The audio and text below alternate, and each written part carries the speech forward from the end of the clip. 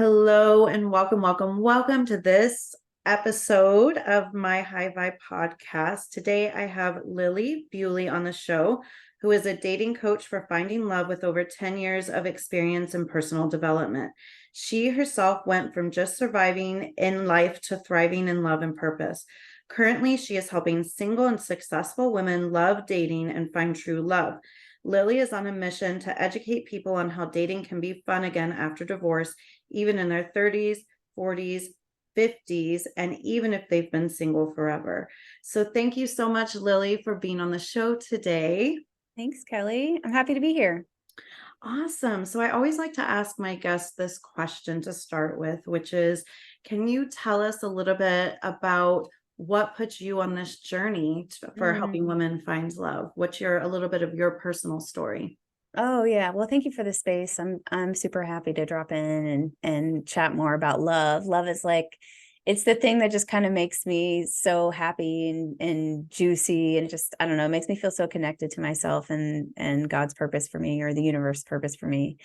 Well, I always like to say, when people ask me this question, I always like to say that I was born with a big heart, a huge heart. I'm loving, caring, kind at my core. And through growing up in a fairly traumatic environment at home, and then going through these cycles of unhealthy relationships. People say the word toxic, use whatever word that you want, through unhealthy relationships, and then kind of getting into dating after my last long-term relationship. And then kind of realizing that the patterns were still there. And the pattern was this for me. And this is why I do what I do. And the pattern was that, I could do all of the work to kind of know what I want or who I wanted. But again, the same patterns kept showing up, like attracting unavailable men, maybe sleeping with them too quickly and not really, maybe that not being the best for me, or me telling myself I was okay with it. But I just started to see these patterns. And what I realized was that I never learned, because of the traumatic environment that I grew up in, and also me being this loving and caring and kind and nice person, I never learned how to discern who to allow into my heart. So, I used to be a yes person, saying yes to even hanging out with friends or jobs, or, or helping people, or it was all yes, because I didn't really know, like I said, how to say yes and say no for what lined up with me. And through my, it was really, Kelly, just follows my development about my healing and who I became, and learning how to discern who to date, for example, or who to spend your time, your energy, your money with, is really a skill. And for most of us, I don't know about you, but for most of us, most of the people that I work with, the women that I work with, it's a skill that we were just never born with, or we were born with, and it kind of got, what's the word, filtered out of us based off our experiences through life. And so learning how to connect back to your intuition, learning how to listen to yourself, learning how to be connected to your heart and your body and your soul when you're dating, is one of the most fulfilling experiences that I have ever experienced in my life. So, going through these unhealthy relationship cycles and then ending here today, I was talking about dating for about 3 years before I met my partner. So I was kind of in it, in a way. I was a little bit more advanced in my healing, but I was still kind of in that process.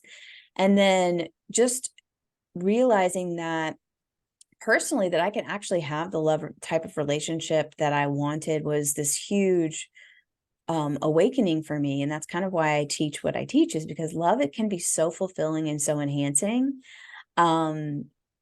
That we all really deserve it. Absolutely. And I loved that you kind of touched on the healing aspect. That saying, which I'm sure you've heard, if you don't address your trauma, your relationships will address it for you. And I think that is so true. And those two things definitely go hand in hand together for sure. So I love that you kind of touched on that, and that's a part of your story as well. Can you tell us what your feminine dating archetypes are? Yeah. Oh, I love the feminine dating archetypes. It was kind of a gift. I always like to say, I don't know, whoever's listening, if you're connected to God or universe or creator or higher power or whatever it is, but something bigger than yourself. I always like to say that the feminine dating archetypes was a conspiring, God and my higher self conspiring about looking back on my patterns in my life, looking at the hundreds of hours of coaching that I've done with my clients, and then kind of combining the different modalities that I use, the different theories, the different like attachment theory, all of those things. And all of a sudden one day it was like, oh, like these are patterns, like very distinct patterns, like very clear patterns that women go through while they're dating, especially if they have some unhealed stuff inside of them. And what I love about the feminine dating archetypes is two things. One, it really helps to illuminate not what you're doing bad, but it helps to illuminate kind of where you are. Because the archetypes for me were kind of phases. The thing about a phase sometimes, though, is you can get stuck in a phase. So you can get stuck in the same patterning unless we consciously elect to heal or change or put ourselves in therapy or coaching or whatever it is to help change that pattern. Mm-hmm. So the one thing I love about the feminine dating archetypes is that it kind of shows you and it helps you, kind of shows you where you are, but also where you can go. And then it helps you kind of feel that you're not alone. Because I remember when I was dating, I kept seeing it was drama, not all the time, but a lot of drama, a lot of confusion, a lot of frustration. And, I would go to my friends and my family, and most of them were there for me, but they didn't really have the advice that was really great for my highest self. Like, oh, go have fun was advice that I got a lot. And girl, Lillie can't just go have fun. Lillie, if Lillie just goes and has fun, then she's really self-sabotaging and self-sacrificing herself, right? Because that's just a pattern throughout my life and my traumas, that's how I lived in the world. And so they can be phases, but they also can be, just a place that you're kind of stuck in. So that's kind of where they came from. Does that make sense? Absolutely. And can you tell us a little bit about the quiz that you've created to help other women discover what their archetype is? Yeah, it's cool. It's a 2-minute quiz. It helps reveal your blocks to love and find your true love match. I don't know if you've taken it, Kelly, but it's at datingarchetype.com. Do you want me to go through some of them? Like, what would you like me to do? If you would like to, yeah, just some examples. Sure, that would be great. Yeah, it's up to you. So again, there are 4 archetypes, and like I said, these can be phases, and these can be something that you kind of heal. Excuse me, that you can kind of heal out of. But the chill woman is the archetype number 1, and the chill woman is really, really familiar with overwhelm and anxiety in dating, and this tends to flare up 24, 48, 72 hours after not hearing from him. Especially after maybe I remember this used to happen to me all the time when I was on the apps. I would be on the apps and be chatting with a man, and we would be up all night chatting, fun, no, nothing like sexting or anything like that, but it was just fun. It was connecting. And then all of a sudden the next day, nothing, didn't hear from him. And then anxiety and overwhelm set in. That was my chill woman phase.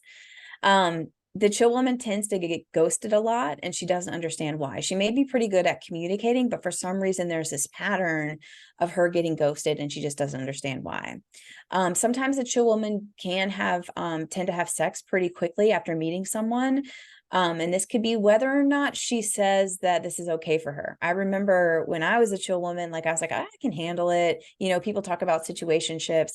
I got this, no problem. I can be friends. But in reality, I really kind of got caught up, and I got attached in the feelings and wanting him to be more than really what I communicated than what it was. Mm-hmm.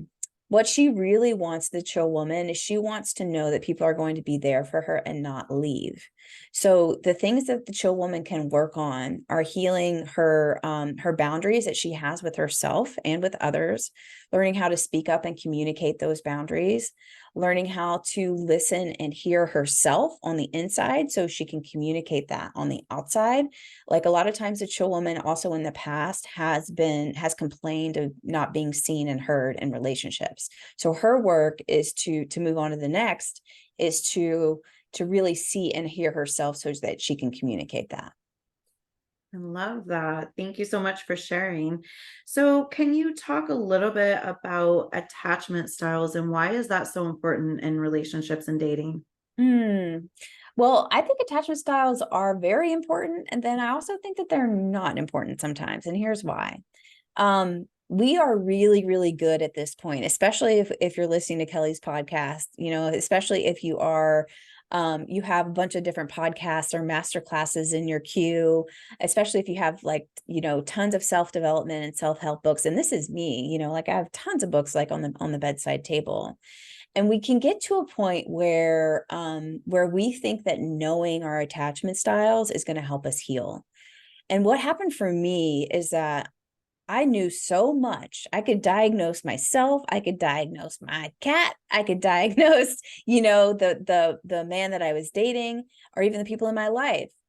But where we get stuck, and attachment styles are amazing, right? Like I'm sure you know about them, right, Kelly? Mm-hmm. Yeah, you do. Okay. So they're amazing because they do point to, it helps. Labeling does help because it helps with awareness. But what happens after the point of awareness is healing, right?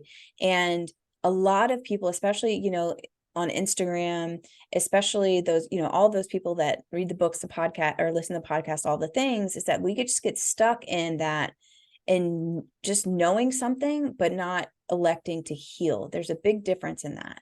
So awareness is awesome. Knowing your attachment style is awesome.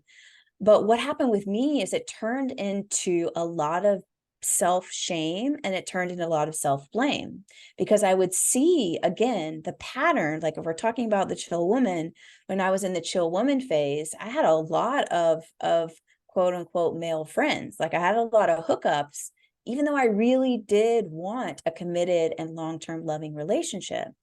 And those men weren't the men for that. But I kept saying yes to them. I kept saying yes and self-sacrificing myself. So I knew that my attachment style at that point was like either anxious or disorganized. Mm-hmm. And but what it ended up being was a point of kind of like a roadblock in a way, like helpful for a little bit, like going down the road, but it ended up being a roadblock because no one ever talks about what we need to do to actually heal, those attachment styles, so we can get to secure attachment. I call the secure attachment, as part of the feminine dating archetypes, the magnetic woman. Oh, I see. I love that. That's awesome. And I agree. I think awareness, as you say, is always the first step, but it's what are we going to do with that awareness from there? Are we just holding it and we're not doing anything with it? Or are we taking that awareness and being actionable and intentional about moving ourselves to a healthier space and a more serving space? Totally. So I really think that's an interesting take. And I guess I've never really thought about it that way. And I'll be the first to admit I am an expert on certain things, but relationships is not one of them. And if you see in my work, you hardly ever see me talking or writing or sharing about relationships, because this is not my strong point whatsoever, which is why I was really excited to have you on the show, because I think this is something that could benefit not only me, but the people who are listening, the women who are listening to the podcast. But I really do love that take on attachment styles, and it's definitely something to think about. Yeah, and maybe I can save some people some time, or maybe not. Let's see. This is the path that I went when it comes to like that awareness piece, Kelly. It's like, for me, it was awareness, solo healing for years, like trying to do things on my own, which is a pattern. That is also a pattern, like hyper independence and the lone wolf pattern is also a pattern that can be not self-fulfilling and not in alignment sometimes. And then it hit a wall in solo healing, because again, the pattern is it's something that happens 3 or more times. Is I kept seeing the same unavailable men show up. I kept getting frustrated. I kept getting confused. And then finally it was like, I'm tired of being sick and tired. And I elected into, really deeper healing containers and coaching containers. So that was the progression. I don't know if you've noticed that as well, but that was like, hopefully that saves some people time. Save yourself some years and just go ahead and do the thing that's scary and get in those coaching and healing containers so you can heal and then actually get what you want. But that was the progression for me. Yeah. I always say none of us are meant to go this alone. Community and support is so important, whether that comes from a group of girlfriends, whether that comes from a therapist or coach. But I agree. I think that mentality of I can do it all by myself, or I don't need any help, or I can figure this out. You likely will figure it out if you're really dedicated. But as you say, how many years is it going to take rather than just finding the support you need, someone who can teach you and offer you the tools that are going to help support you so that you can make that growth and healing happen a lot faster and save precious time and energy along the way. So I agree. I think we all need that support from one at one time or another. And most of us many different times for many different things, depending on what's showing up in our life. Very true. What would you say some of the most common dating myths out there are? Ooh, some common dating myths. So many. Oh, there's so many that really kind of great. It's like nails on a chalkboard to me. I think, one archetype that we didn't really talk a whole lot about is the goddess woman. And the goddess woman has done a lot of work. She is dedicated to personal development. She's dedicated to like self-fulfillment. And likely if you take the quiz and you're the goddess woman, you've probably written a letter to your soulmate. And you've probably written out the qualities and characteristics that you want in your soulmate or whatever dream partner. I use dream partner. And the embodiment. So here's the difference is people will tell you just to do that and then lay back, and that's going to attract your dream partner, which is to me very false. I don't know if you've ever heard that story about Kelly about the guy in the flood. So he was in his house and there was a flood coming, and it was coming and coming and coming, and the water kept rising. And people came by and they were like, "Hey, let me help you get out of here," whatever. And he's like, "No, God's got me. God's got me. God's got me." And soon enough, the water keeps rising. A boat comes by and he says, "No, no, no. It's okay. God's got me. You just keep on going." Rises, keeps rising, rises up to his waist. And then, I don't know, like a larger boat comes by and says, "Come on in. We want to save you." He said, "No, no, no, no. God's got me." So it's rising and rising and rising. He goes up to the roof because the flood is rising, and a helicopter comes by. And he says, "No, no, no, I don't need saving. God's got me." And eventually, he ends up being consumed by the flood, and he meets God, and God is like, or he's like, "God, why didn't you help me? I thought you were going to help me." And God's like, "I sent you the boat. I sent you the bigger boat, and I sent you the helicopter." And the reason I feel like this is important when it comes to the goddess woman is that we can be connected to spirit, and we can be connected to God or universe or whatever word that we want to use. And we do have to take earthly actions to get what we need, or not what we need, and what we want. And so I think it's the biggest misconception, because I was the goddess woman, y'all. These are the phases that I went through myself, is just like doing the work is awesome. Writing the letter is awesome. Writing out the characteristics that you want in a partner is awesome too, but there has to be some action on the earth. And the action on the earth, like in dating, may look like healing your perfectionism and your control. Because a lot of times when you're in the goddess phase and you have this like blueprint of what you want, comparing what you want to what actually shows up can be like a very perfectionist control type of process. And it feels really bad sometimes for women. Does that make sense? So like, I just, that advice for me is it misses the mark of what things that we need to do on here, like on earth, the earthly plane, to actually attract that man. And it may be like, for me, it was a whole process. I talk about this, on my Instagram a lot, but for me, it was actually like showing up for myself daily, doing the constant self-love practices.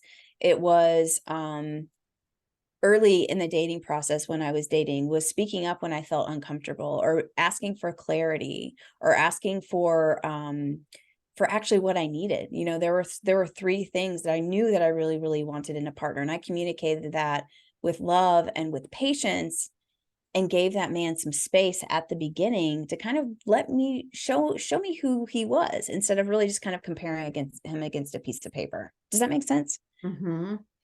Yeah, I definitely wrote out my list before I attracted the partner I have now. And I think what I learned is, no matter how perfect we think that list is, we're still getting an imperfect human being.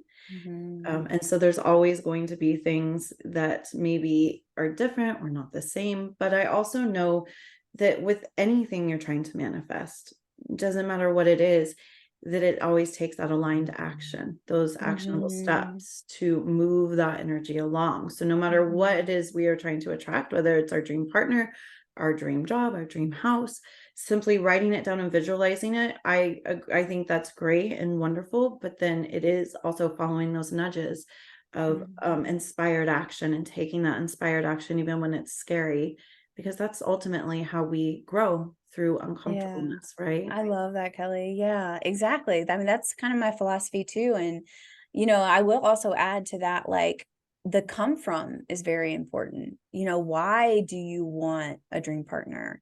I remember when I was in the last kind of long-term relationship that was very unhealthy.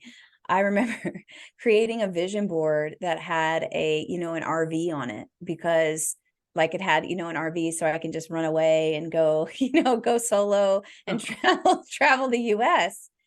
But what I realized after that was not really me.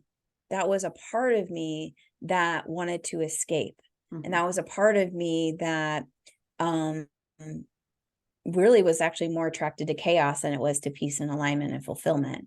So the come from is very important. So that's why the healing work is really, I think, is the groundwork is really important. Is we have to make sure the come from, like, do you want your dream partner because you want to be um loved and full and healed, or are you already coming to that dating process already loved and already full and already like semi-healed? I don't feel like we're ever healed, but at least healed enough. Mhm. And then you meet your person, because I don't know, that's what happened with me. No, I agree. And it's funny, I was actually having a conversation with my girlfriend the other day, and this is kind of personal, but I'll still share it. And she's like, well, I try, to always make you happy. And I said, stop trying to make me happy. I said, Mm, I focus on making myself happy. You focus on making yourself happy. And together we show up and amplify the joy that mm, we're bringing to the table.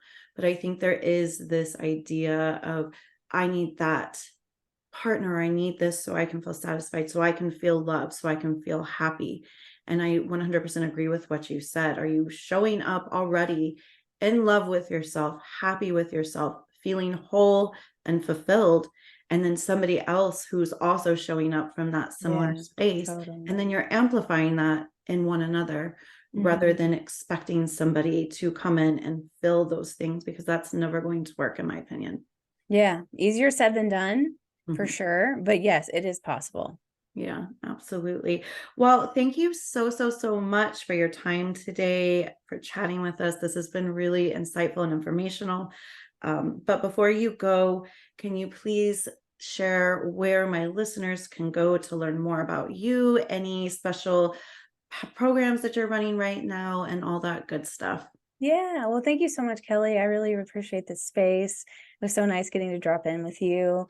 Um, the quiz, the Feminine Dating Archetype Quiz, is at datingarchetype.com. I would love for you to take the quiz. come follow me on Instagram, and then drop me a DM on what the archetype was. I'm super curious on what you guys got, see if it connected with you.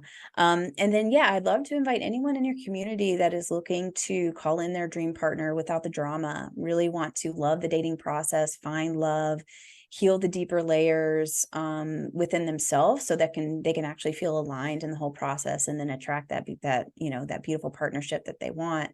I have a special promo code, which is Kelly, and my program is called Dating You, the School for Magnetic Relationships. And with your code, Kelly, whoever wants in your community gets 2 months free of Dating You, so they can try it at a trial offer. It's a friend's discount. And then I think it's like, I have to do math, it's like $92 off or something like that. So 2 months free and $92 off with the code Kelly for Dating You.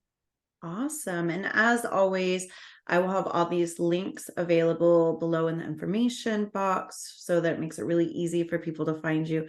But again, thank you so much for coming on. Thank you.